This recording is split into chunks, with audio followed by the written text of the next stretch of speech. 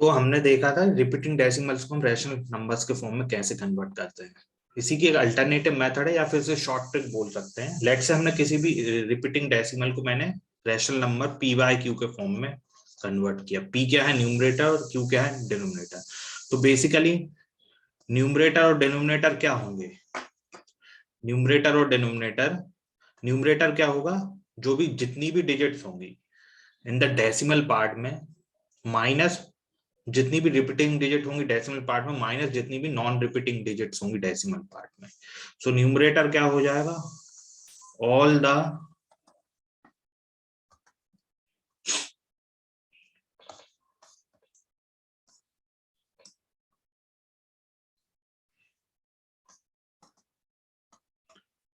digits in the decimal part, all the digits in the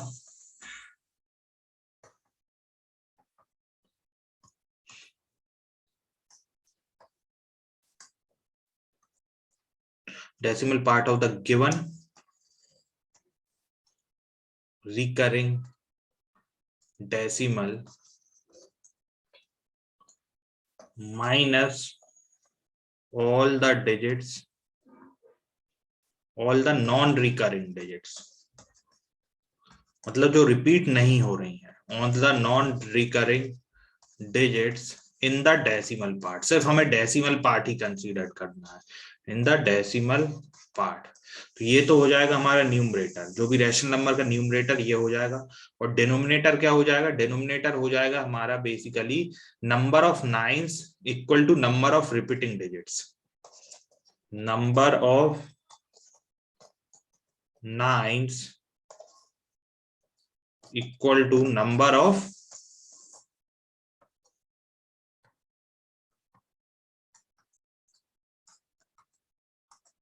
repeating digits and followed by number of zeros equal to number of non-repeating digits in the decimal part, followed by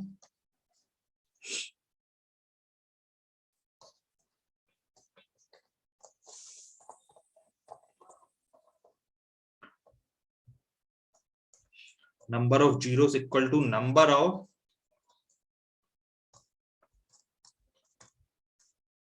non-repeating या non-recurring digits in the decimal part, decimal part, है ना। तो ये क्या हो जाएगा, numerator और denominator. अच्छा, ये बेसिकली किसके लिए, सिर्फ फ्रैक्शन पार्ट के लिए। ये किसके लिए होगा, ये जो पी बाय क्यू होगा ये किसके लिए होगा, simply for a fraction part के लिए, फॉर अ फ्रैक्शन पार्ट, है ना। इसको समझते हैं हम। अब जैसे हमने जो प्रीवियस एग्जांपल दिया था जिसमें हमने 0.547 बार को रैशनल नंबर के फॉर्म में कन्वर्ट किया, तो अकॉर्डिंग टू ये अल्टरनेटिव मेथड के अकॉर्डिंग क्या क्या लिख सकता हूं मैं, जैसे यहीं पे है, यहीं पे एग्जांपल लेता हूं। x इक्वल टू 0.547 बार को हमने लिखा 493/900। तो बेसिकली अगर मैं अल्टरनेटिव मेथड के अकॉर्डिंग देखूं तो ये है क्या, न्यूमरेटर क्या होगा, all the digits in the decimal part of the given recurring decimal, minus, है ना, ऑल द डिजिट, कितनी क्या क्या डिजिट्स है, 547 minus all the non recurring digits, non recurring digits क्या है, 547 minus 54, divide by number of nines equal to number of repeating digits. तो repeating digit कितनी है, 7, एक ही रिपीटिंग डिजिट है तो एक 9, followed by number of zeros equal to number of non repeating digit. Non repeating digits क्या है decimal part में, 5 और 7, दो डिजिट्स हैं तो दो जीरोस। तो बेसिकली 547 माइनस 54 ही क्या है, 493।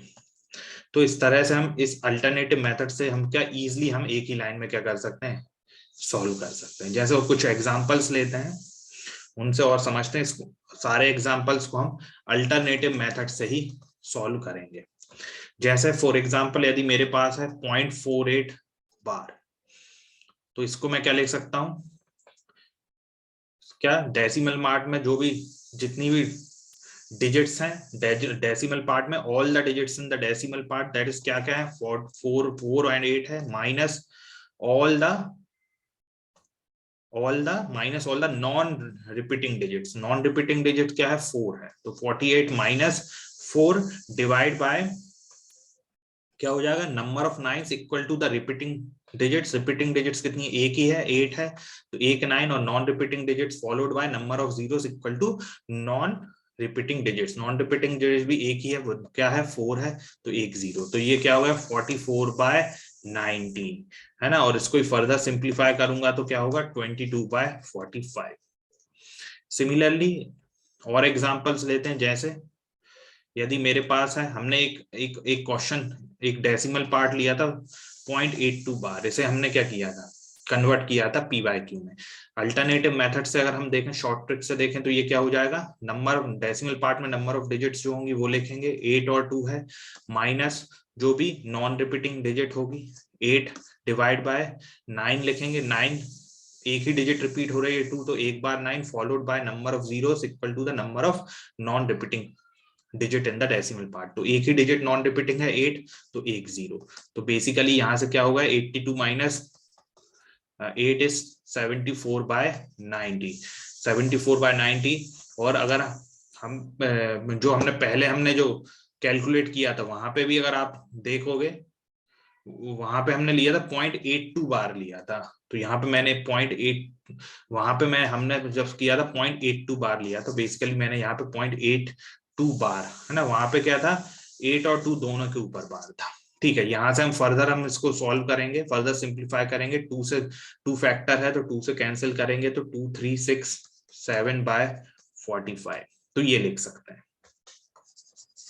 इसी तरीके से और एग्जांपल्स लेते हैं, जैसे अगर मान ये तो आ गया मेरे पास 0.182 बार। अच्छा, यहीं पे अगर मुझे करना हो क्या, मेरे पास यदि आ जाए लेट से 1.82 बार, यदि मुझे क्या मिल जाए 1.82 बार, तो उसे मैं कैसे सॉल्व करूंगा, उसमें क्या करूंगा 1.82 बार ये आता है, तो मैं इसको लिख सकता हूं 1 प्लस 0.82 बार, तो ये क्या हो जाएगा 1 प्लस 0.82 बार को मैंने अभी सॉल्व किया, क्या आया 37 बाय 45, तो ये क्या हो जाएगा 45 प्लस 37 बाय 45, तो ये क्या हो गया 1782 बाय 45। तो हम क्या करेंगे, यदि डेसिमल नंबर या जो भी डेसिमल रिप्रेजेंटेशन अगर 1 से बड़ा है तो हम क्या करेंगे उन्हें सेपरेट करेंगे, एक तो उसको इंटीजर पार्ट में, इंटीजर या फिर जो भी नेचुरल नंबर प्लस उसका जो भी फ्रैक्शनल पार्ट होगा, और फ्रैक्शनल पार्ट को हम शॉर्ट ट्रिक से सॉल्व कर सकते हैं, है ना। जैसे यदि मुझे करना हो 2.573 बार, यहाँ पे 7 और 3 दोनों के ऊपर क्या है बार है, तो मैं इसको लिख सकता हूँ 2 प्लस 0.573 बार, है ना। और यहाँ से 0.573 बार को क्या लिख सकता हूं मैं, डेसिमल पार्ट में कितनी डिजिट्स हैं, 3 डिजिट्स हैं, कौन कौन सी 573 माइनस नॉन रिपीटिंग डिजिट क्या है सिर्फ 5 है, तो -5 डिवाइड बाय रिपीटिंग डिजिट 7 और 3 दो डिजिट्स हैं, तो 2 9 फॉलोड बाय जीरोस, एक ही नॉन रिपीटिंग डिजिट है दैट इज 5, तो एक 0। तो यहां से क्या आ गया 2 प्लस 573 माइनस 5 कितना हो जाएगा 568, 568 डिवाइड बाय 990। तो इसको मैं फर्दर सॉल्व करूंगा, तो बेसिकली ये क्या है 2, इसको और लिख सकता हूं, तो ये कितना हो जाएगा, इसको फर्दर मैं सिंप्लीफाई करूंगा तो क्या होगा 284, ये हो जाएगा 284 डिवाइड बाय 440 495 495, तो ये है क्या 284 डिवाइड बाय 495, मतलब बेसिकली उसे और भी हम फर्दर सिंप्लीफाई कर सकते हैं। तो मेन है कि हमें यदि 1 से ग्रेटर वैल्यू अगर है तो हम क्या करेंगे, उसके इंटीजर पार्ट को अलग करेंगे और फ्रैक्शनल पार्ट को अलग करेंगे, और फ्रैक्शनल पार्ट को क्या करेंगे हम शॉर्ट ट्रिक से इस तरह से क्या कर सकते हैं सॉल्व कर सकते हैं। एक और एग्जांपल लेते हैं, जैसे यदि मुझे मेरे पास है 0.7325 बार, है ना, इसको मैं क्या कैसे सॉल्व करूंगा, डेसिमल पार्ट में कितनी डिजिट्स हैं 7325 माइनस नॉन रिपीटिंग डिजिट्स क्या है 7 है, तो -7 डिवाइड बाय रिपीटिंग डिजिट्स कितनी है 3 है, तो 3 9 followed bye non repeating digits कितनी है 1 है, तो 1 0। है ना, और यहीं पे 7325 माइनस 7 कितना हो जाएगा, 7318 डिवाइड बाय 9990, ये हो गया। फर्दर मैं इसे सिंप्लीफाई करूंगा तो क्या हो जाएगा, 3659, है ना, और डिवाइड बाय 4995, और इसको हम, है ना, इस तरह से हमने क्या कर दिया, शॉर्टकट की हेल्प हम एक ही लाइन में क्या कर सकते हैं, किसी भी रिपीटिंग डेसिमल को हम कन्वर्ट कर सकते हैं रैशनल नंबर के फॉर्म में। क्लियर है?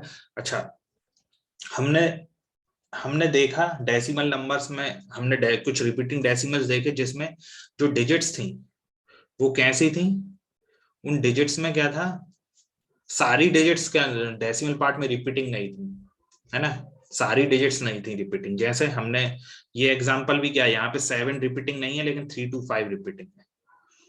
ऐसे हमने कई एग्जांपल्स दिए जिनमें सारी डिजिट्स डेसिमल के बाद रिपीटिंग नहीं थी। यहाँ पे 8 रिपीटिंग नहीं है, 2 रिपीटिंग है ना। और वहीं अगर कुछ ऐसे भी थे जहाँ पे सारी डिजिट्स रिपीटिंग थी, है ना, जैसे यदि मैं ले लेता हूँ 0.82 बार हमने लिया था, यहाँ पे डेसिमल के बाद 2 डिजिट्स हैं, 8 और 2 दोनों रिपीटिंग है ना, ऐसे हमने डेसिमल्स लिए। और यहाँ पे हमने एग्जांपल्स में देखे कि सारी डिजिट्स रिपीटिंग नहीं है। तो जब सारी डेसिमल पार्ट में सारी डिजिट्स रिपीटिंग नहीं होती तो उस तरह के डेसिमल्स को हम एक और नाम से बुलाते हैं, that is mixed recurring decimal या मिक्स्ड रिपीटिंग डेसिमल। तो यहां से एक और पॉइंट हमें सीखने को क्या मिला, in a recurring decimal, in A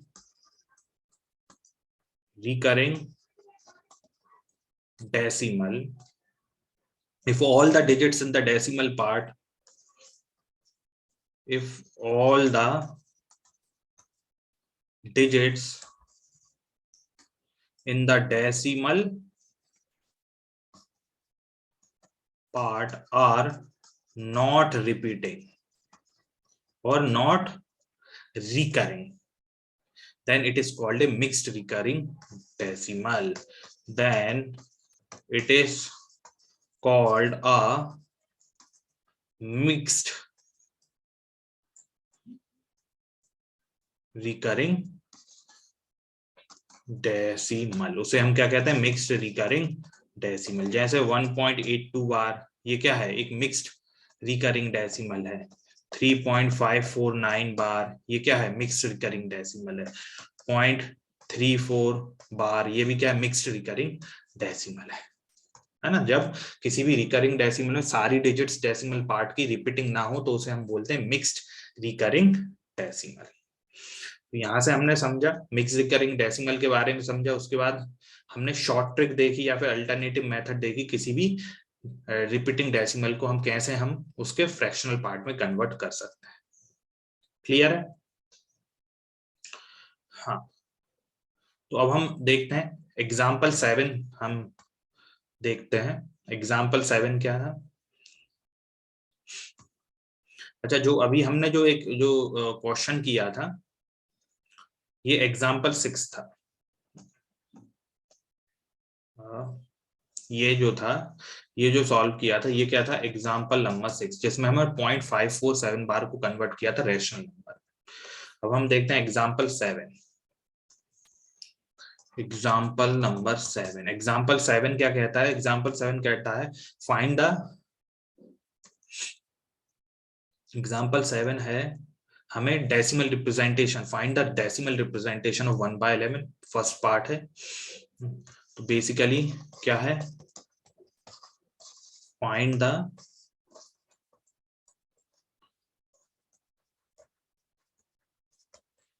decimal representation of 1/11, ये है first part. And second part क्या है, find the decimal representation, find means we have to find the value of 3/11 and 7/11 using the above result। तो यहां से क्या आ जाएगा, second part है use the above result to find, है ना, किसकी वैल्यू फाइंड करनी है, 3/11 एंड 7/11 की। तो ये हम क्या सॉल्व करते हैं कि ये इसे कैसे सॉल्व करेंगे। पहला पार्ट सॉल्व करेंगे, है ना। पहले पार्ट में क्या है, हमें डेसिमल रिप्रेजेंटेशन कैलकुलेट करना किसका 1/11 का। अगर 1/11 है डेसिमल फॉर्म में हम कैसे कन्वर्ट करते हैं, हमें इसका लॉन्ग डिवीजन मेथड यूज करनी पड़ेगी, मतलब उसे डिवाइड करना पड़ेगा।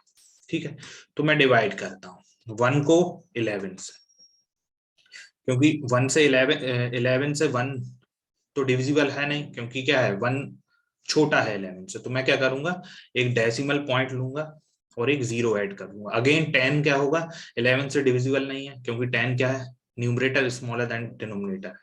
तो मैं क्या करूंगा, एक 0 ऐड करके एक और 0 ऐड कर दूंगा। अब 100 जो होगा वो 11 से डिविजिबल होगा, और कितने टाइम्स, 11 9 99, मुझे रिमाइंडर बचा 1।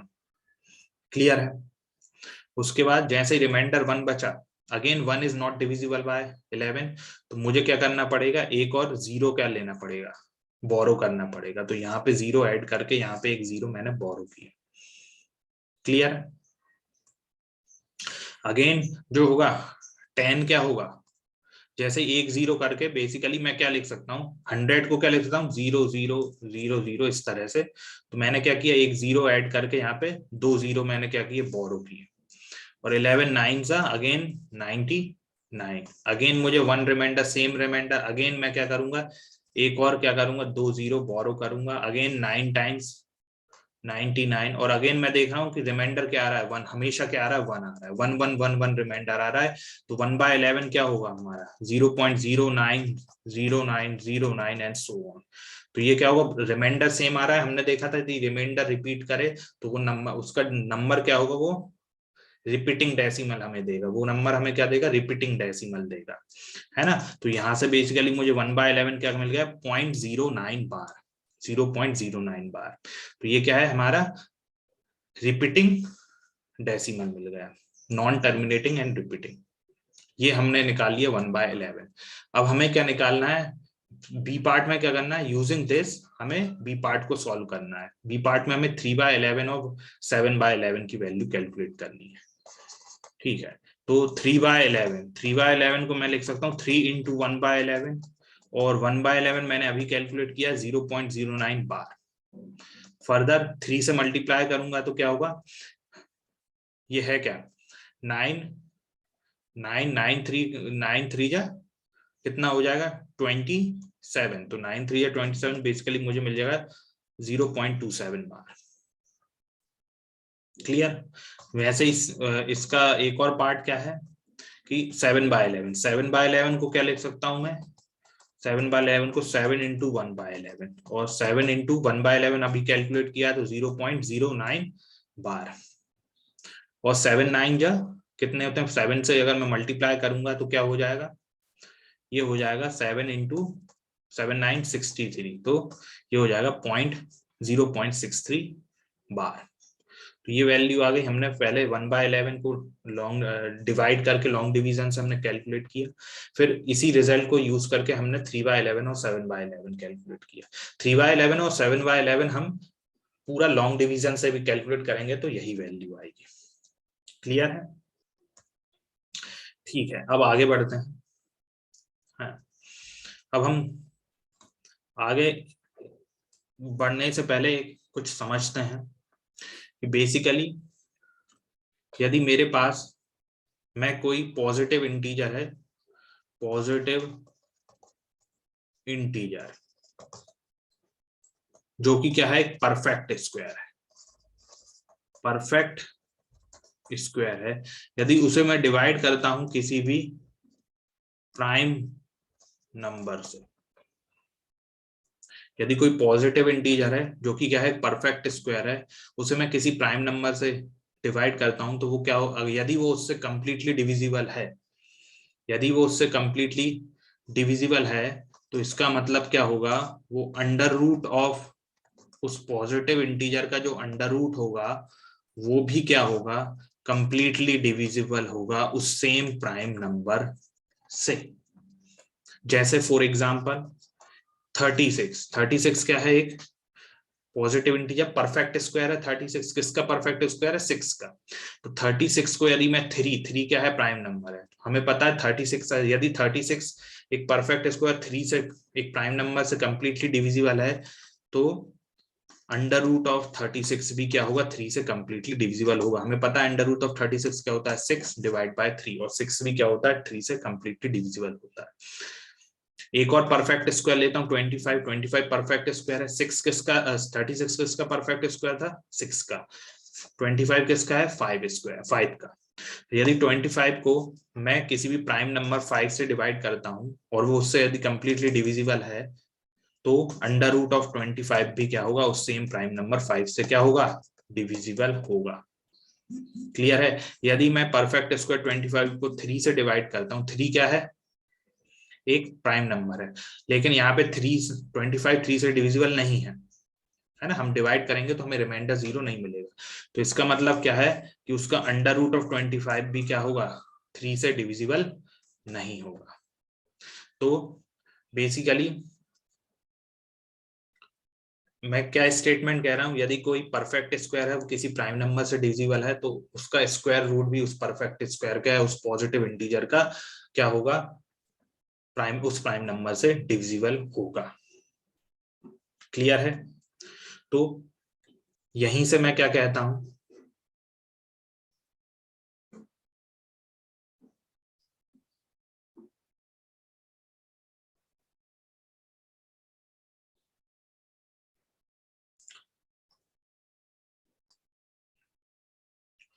तो ये हमने समझा कि हम किसी भी परफेक्ट स्क्वायर को यदि किसी प्राइम नंबर से डिवाइड करते हैं और वो अगर कंप्लीटली डिविजिबल है, तो उसका स्क्वायर रूट भी उस प्राइम नंबर से कंप्लीटली डिविजिबल होगा। इसको अभी हम यहीं पर रोकते हैं, है ना। इसको हम आगे की क्लासेस में और इसको डिटेल में हम इसका डिटेल में इसे और समझेंगे, है ना।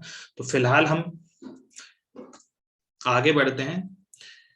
हमने देखा कि हम कोई भी रैशनल नंबर होगा, हमने देखा कोई भी रैशनल नंबर होगा वो या तो टर्मिनेटिंग होगा या फिर नॉन टर्मिनेटिंग रिपीटिंग होगा, ये हमने देखा। अच्छा, कोई अगर मैं टर्मिनेटिंग डेसिमल लेता हूं, फॉर एग्जांपल मेरे पास है 1.5, मैं इसको,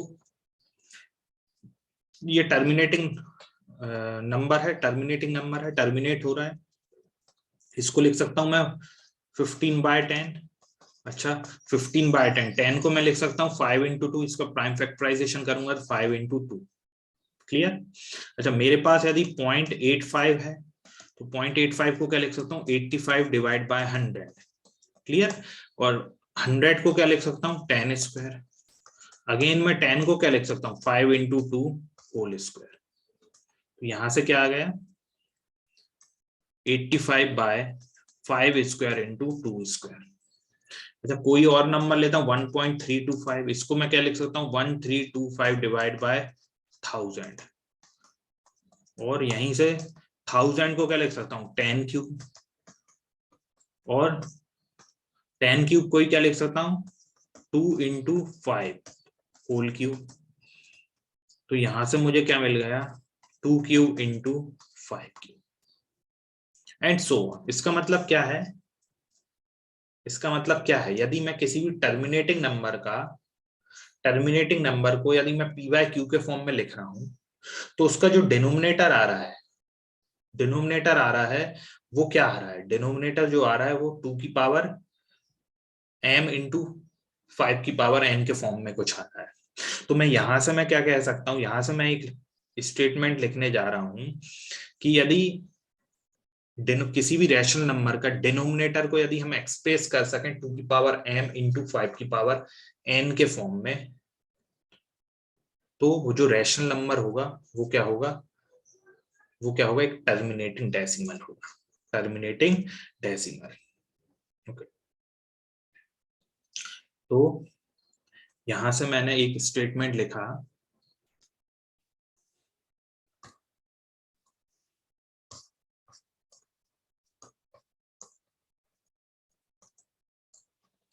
if the denominator of a rational number can be expressed as 2 की पावर m × 5 की power n, where m and n are whole numbers. जहां पे m और n क्या है, basically they are the whole numbers, then the rational number is terminating, otherwise not, है ना। हमें पता है कोई भी रैशनल नंबर है तो टर्मिनेटिंग होगा या फिर नॉन टर्मिनेटिंग रिपीटिंग होगा। यदि हम किसी भी रैशनल नंबर को यदि कोई रैशनल नंबर है, लेट से हमें पता है रैशनल नंबर में क्या होगा, एक न्यूमरेटर होगा और डिनोमिनेटर होगा, ठीक है। और न्यूमरेटर और डिनोमिनेटर बेसिकली क्या होना चाहिए, सिंप्लीफाइड फॉर्म में होना चाहिए, सिंप्लीफाइड फॉर्म में, है ना। सिंप्लीफाइड फॉर्म से मतलब है उनमें कोई कॉमन फैक्टर नहीं होना चाहिए। मतलब जो हमने देखा था हाईएस्ट एचसीएफ जो होना चाहिए, न्यूमरेटर और डिनोमिनेटर क्या होना चाहिए, 1 होना चाहिए, या फिर हम इसी को बोल सकते हैं न्यूमरेटर एंड डिनोमिनेटर जो होना चाहिए वो क्या होना चाहिए, को प्राइम होना चाहिए, को प्राइम नंबर्स होने चाहिए, मतलब उनके बीच में कोई भी कॉमन फैक्टर नहीं होना चाहिए। तो हम वो क्या होना चाहिए सिंप्लीफाइड फॉर्म में, मतलब न्यूमरेटर और डिनोमिनेटर में कोई भी कॉमन फैक्टर नहीं होना चाहिए। उसका मतलब क्या है कि हाईएस्ट कॉमन फैक्टर क्या होना चाहिए, 1 होना चाहिए, 1 के अलावा कोई कॉमन फैक्टर नहीं होना चाहिए। इसी को दूसरी तरह से हम क्या कह सकते हैं कि न्यूमरेटर और डिनोमिनेटर को प्राइम नंबर्स होना चाहिए। को प्राइम नंबर्स मतलब ऐसे दो नंबर जिनका 1 के अलावा कोई और कॉमन फैक्टर ना हो। जैसे फॉर एग्जांपल यदि मैं 6/2 लेता हूं तो ये क्या है, 6/2 एक सिंप्लीफाइड फॉर्म नहीं है, इसमें इसको मैं फर्दर सिंप्लीफाई करके क्या लिख सकता हूँ 3/1। जैसे 8/6 है, इसको क्या लिख सकता हूँ 4/3। तो 4/3 क्या है, ये सिंप्लीफाइड फॉर्म है, मतलब इनके एचसीएफ क्या है 1 है, या फिर 4 और 3 क्या है को प्राइम नंबर्स। तो सबसे पहले हम क्या करेंगे, कोई भी अगर रैशनल नंबर गिवन है जो कि अगर वो सिंप्लीफाइड फॉर्म में नहीं है तो उसे पहले कन्वर्ट करेंगे किसमें, सिंप्लीफाइड फॉर्म में। यानी कि 4/3 है, जैसे 8/6 को मैंने 4/3 के फॉर्म में कन्वर्ट किया। उसके बाद मैं क्या करूंगा, एक जैसे ही मुझे मिल गया कि ये क्या है सिंप्लीफाइड फॉर्म में है, तो मैं क्या करूंगा न्यूमरेटर का प्राइम फैक्टराइजेशन करूंगा। If not numerator denominator, if D can be written as 2 की पावर m इंटू 5 की पावर n, देन जो रैशनल नंबर होगा n/d वो क्या, देन n/d इज टर्मिनेटिंग। तो n/d क्या होगा, टर्मिनेटिंग होगा, अदरवाइज नॉट। अगर मैं डिनोमिनेटर 2 की पावर m इंटू 5 की पावर n के फॉर्म में कन्वर्ट नहीं कर पा रहा हूं तो वो क्या होगा, वो नॉन टर्मिनेटिंग रिपीटिंग डेसिमल होगा। तो यहां से हमने क्या सीखा कि बेसिकली यदि हमें कोई सिंपली कोई रैशनल नंबर दे दिया है p/q के फॉर्म में, अगर हमें बिना एक्चुअल डिवीजन, हम एक तरीका तो क्या है कैसे पता करें कि कोई नंबर क्या है टर्मिनेटिंग है नॉन टर्मिनेटिंग रिपीटिंग है, हम उसे पूरे डिवीजन मेथड से डिवाइड करेंगे और वहां से हम क्या कर सकते हैं, पता कर सकते हैं कि वो टर्मिनेटिंग है कि नहीं। लेकिन बिना एक्चुअल डिवीजन के हमें सीधा अगर पता करना है तो हम क्या करेंगे, उसको सबसे पहले सिंप्लीफाइड फॉर्म में कन्वर्ट करेंगे और डिनोमिनेटर को चेक करेंगे कि क्या हम उसे एक्सप्रेस कर सकते हैं 2 की पावर m इंटू 5 की पावर n के फॉर्म में। अगर कर सकते हैं तो वो क्या होगा, एक टर्मिनेटिंग डेसिमल होगा। इसको समझने के लिए हम एग्जांपल 8 पे आते हैं। एग्जाम्पल 8 से हम इसको और अच्छे से समझते हैं। एग्जाम्पल 8 क्या कहता है कि without doing any actual division, without doing actual division,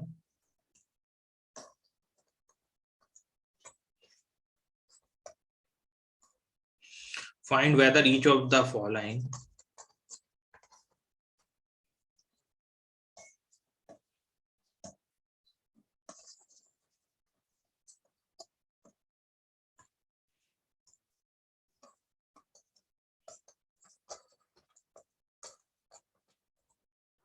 is it terminating or not, है ना। हमें बताना बिना एक्चुअल डिवीजन के हमें बताना है कि ये टर्मिनेटिंग होंगे या नहीं होंगे।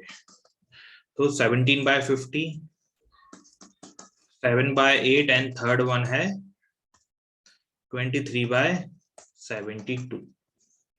तो ये हमें सॉल्व करना है। तो हम फर्स्ट से शुरू करते हैं, 17/10 को देखते हैं, 17/50 को, सॉरी 17/50 ऑलरेडी क्या है सिंप्लीफाइड फॉर्म में है, है ना। तो डिनोमिनेटर क्या है इसका, डिनोमिनेटर है 50, है ना। सो सिंस 50 को हम क्या प्राइम फैक्टराइजेशन करेंगे, है ना, प्राइम फैक्टराइजेशन करेंगे, उसके प्राइम फैक्टर्स के फॉर्म में 50 को मैं क्या लिख सकता हूँ, 2 इंटू 5 इंटू 5। बेसिकली ये क्या है, 2 की पावर 1 इंटू 5 की power square. So it is nothing but equal to 2 की पावर m इंटू 5 की पावर n, वेयर हमने देखा था m और n होल नंबर्स हो सकते हैं। तो m क्या है 1 है, और m क्या है 1 है, और n क्या है 2 है। तो इसका मतलब हमने डिनोमिनेटर 50 को 2 की पावर m इंटू 5 की पावर n के फॉर्म में कन्वर्ट कर सकते हैं। This implies that therefore 17/50 is a terminating decimal, is a terminating decimal. ये क्या है, बेसिकली हमारा टर्मिनेटिंग डेसिमल। टर्मिनेटिंग डेसिमल है मतलब इसे हम टर्मिनेटिंग डेसिमल के फॉर्म में कन्वर्ट कर सकते हैं। जैसे अगर मैं इसी को और देखें हम कैसे कर सकते हैं, जैसे 17/50 है, मैंने 17/50 को क्या लिखा, 50 को मैं क्या लिख सकता हूँ, 2 की पावर 1 इंटू 5 की पावर 2। अभी हमने देखा 2 की पावर 1 इंटू 5 की पावर 2। तो मैं क्या करता हूँ, क्योंकि यहाँ पे 5 की पावर 2 है, 2 की पावर 1 है, तो मैं क्या करता हूँ, दोनों पावर्स को सेम करने के लिए 2 से मल्टीप्लाई डिवाइड कर देता हूँ।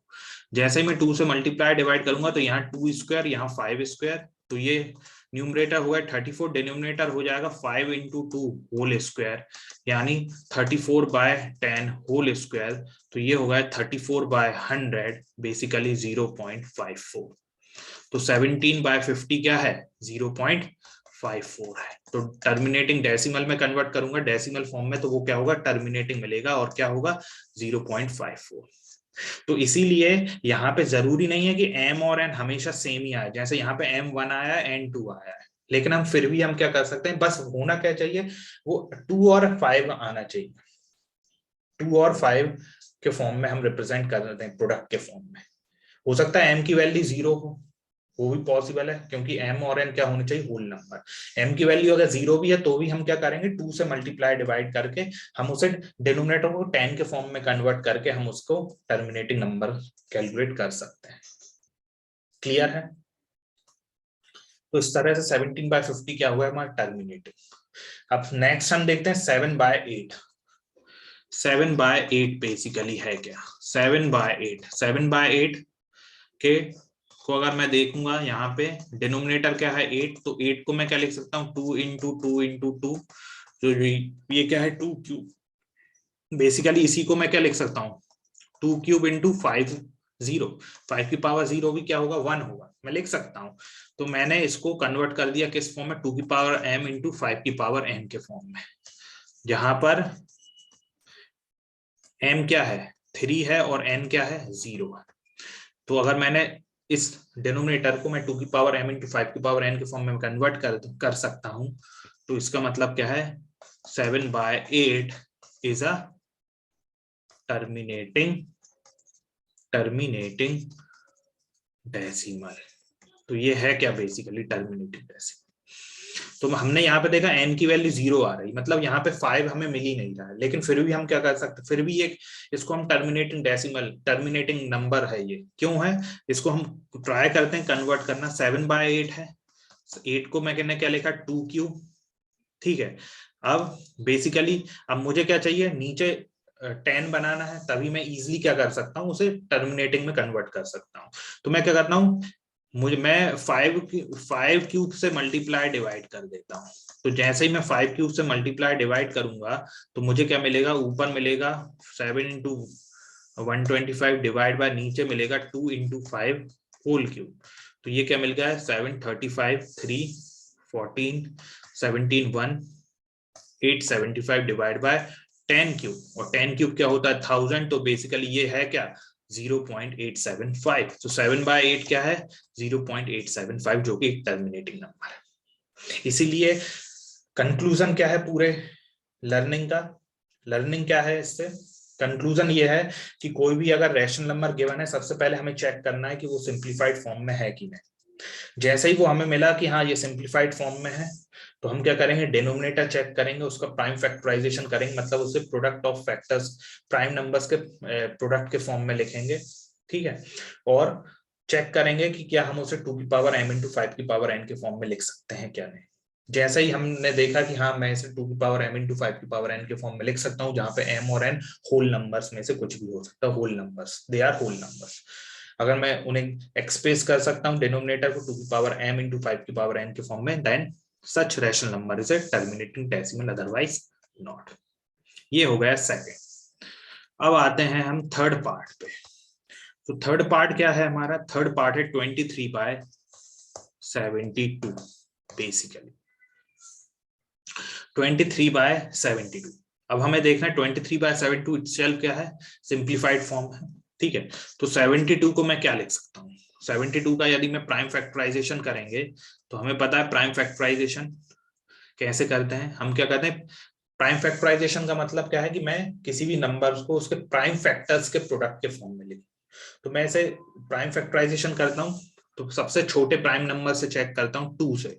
तो 2 36 टाइम्स, अगेन ये 2 से 18 टाइम्स, अगेन 2 से 9 टाइम्स, 2 से अब डिविजिबल 9 नहीं है तो next prime number 3 times, and then 3 1 times. तो मैं इसे 72 को क्या लिख सकता हूँ, 2 इंटू 2 इंटू 3 इंटू 3। तो बेसिकली ये है क्या, 2 क्यूब इंटू 3 स्क्वायर, यानी कि यहां से मुझे क्या मिल रहा है, 2 क्यूब इंटू 3 स्क्वायर। और हम देखेंगे 2 cube into 3 square is not equal to 2 की पावर m और 5 की पावर n इंटू 5 की पावर n। मतलब मैं 72 को can not be expressed as 2 की पावर m इंटू 5 की power n, therefore 23/72 is not a terminating number। तो बेसिकली ये रैशनल नंबर तो है लेकिन टर्मिनेटिंग नहीं है, और अगर टर्मिनेटिंग नहीं है तो इसका मतलब ये क्या होगा, नॉन टर्मिनेटिंग रिपीटिंग होगा। तो यहाँ पे हमने देखा कि कैसे हम किसी भी रैशनल नंबर्स को बिना एक्चुअल डिवीजन के हम बता सकते हैं कि वो टर्मिनेटिंग होगा या नहीं होगा। सिंपली हमें क्या करना है, उसको सबसे पहले हमें एक सिंप्लीफाइड फॉर्म में कन्वर्ट करना है, मतलब जो भी कॉमन फैक्टर्स होंगे वो सब कैंसिल करके सिंप्लीफाइड फॉर्म में हमें कन्वर्ट करना है। उसके बाद बेसिकली रैशनल नंबर्स जब भी हम लिखेंगे हम उसे सिंप्लीफाइड फॉर्म में ही लिखते हैं, है ना, मतलब सारे कॉमन फैक्टर्स वगैरह न्यूमरेटर डिनोमिनेटर कैंसिल करके।